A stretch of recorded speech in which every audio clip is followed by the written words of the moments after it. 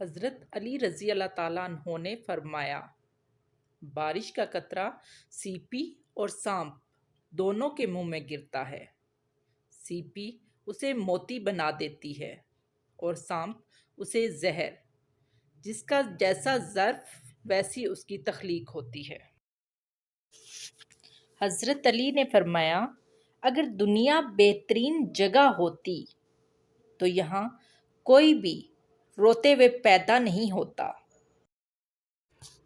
حضرت علی نے فرمایا، محبت سب سے کرو، لیکن اس سے اور بھی زیادہ کرو جس کے دل میں تمہارے لیے تم سے بھی زیادہ محبت ہے۔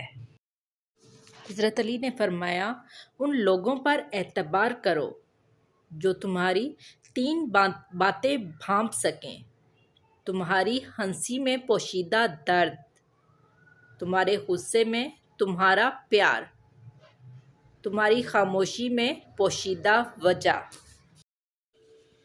حضرت علی نے فرمایا، اگر محبت ان سے نہ ملے جن سے آپ پیار کرتے ہیں تو پھر محبت اس کو ضرور دینا جو آپ سے پیار کرتا ہے۔